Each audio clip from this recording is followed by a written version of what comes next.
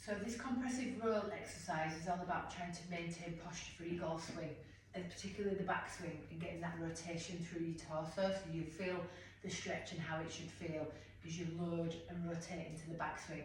So you're just going to use quite a large twist ball, make sure it's quite a bit off the floor, okay? And just pop your fingertips on the ball. So we're going to kind of push the ball into the floor and away as you rotate. So we're just going to rotate and push. So you should feel all the tension between your shoulders and down into the lat. So push in and rotate.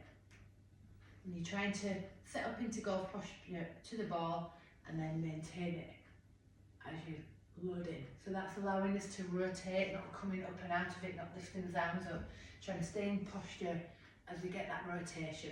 And you'll really feel the muscles in the shoulder and the lats and the back really working to get that position, and that's how it should feel as you're taking your backswing in your golf swing.